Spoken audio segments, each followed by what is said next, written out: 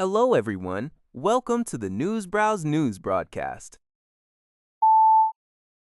According to US-Cuba, U.S. President Donald Trump announced on May 15th that military operations against Iran would continue, a day after claiming Chinese President Xi Jinping pledged China would not provide military equipment to Iran.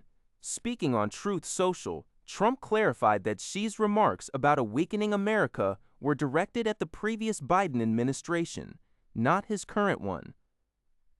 Trump detailed his perspective, stating the United States suffered during Biden's 4 years due to issues like open borders, high taxes, and social policies, contrasting this with an amazing rise during his own 16 months in office, marked by record stock markets and strong international relations.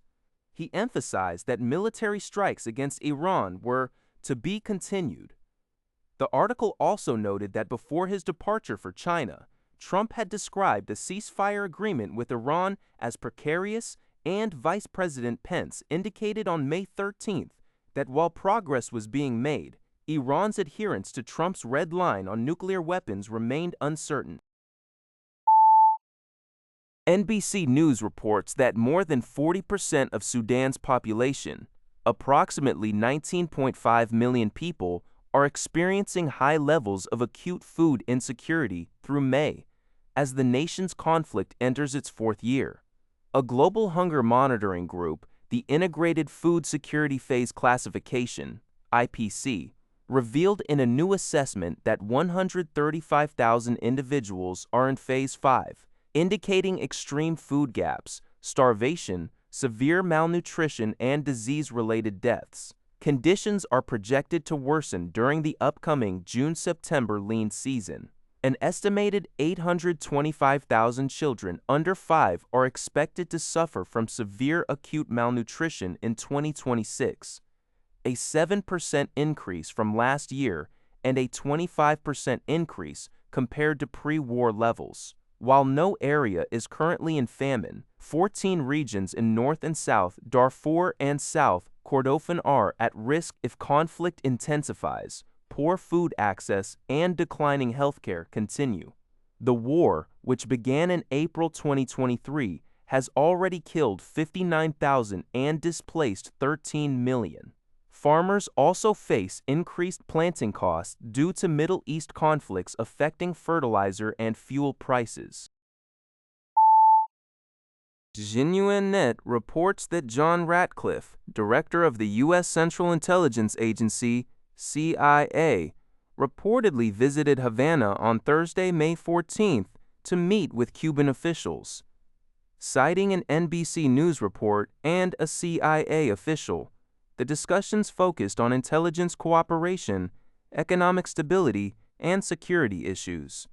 Among the Cuban officials Ratcliffe met were Raul Castro's grandson, Raul Guillermo Rodriguez Castro, Interior Minister Lázaro Álvarez Casas, and the head of Cuba's intelligence services. According to the CIA official, Ratcliffe's visit aimed to personally deliver President Donald Trump's message that the United States is prepared to seriously engage on economic and security matters, but only if Cuba implements fundamental changes. The Cuban government issued a statement on the same day, confirming that these meetings took place at Washington's request. Al Jazeera reports that organizers of the Eurovision Song Contest are bracing for a fresh wave of protests as the competition heads towards its grand final. The demonstrations are specifically aimed at Israel's continued participation in the event. During Israeli contestant Noah Benton's semi-final performance, chants of "Stop the Genocide" were reportedly heard, highlighting the intense political tension surrounding the contest. Furthermore, the article notes that 5 countries have already withdrawn from this year's Eurovision in protest of Israel being allowed to compete. This indicates a significant level of discontent among participating nations and the public, adding to the challenges faced by Eurovision organizers as they try to maintain the event's non-political stance amidst the ongoing global conflict.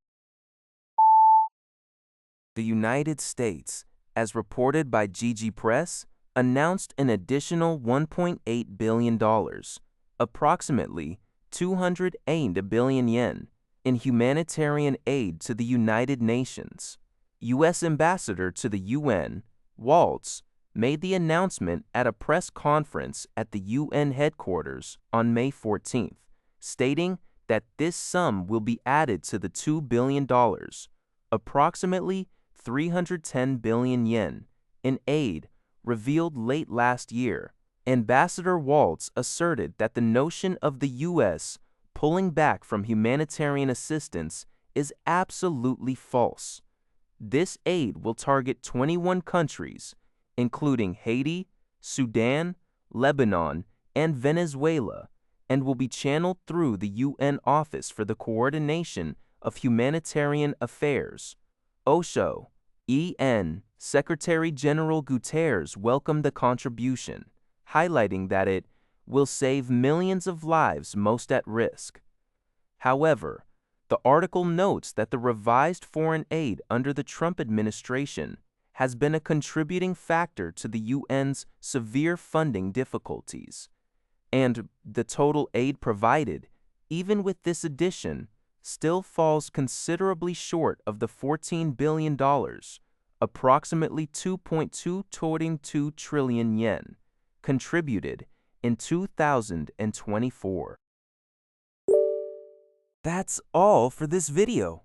Thank you for watching. See you in the next video.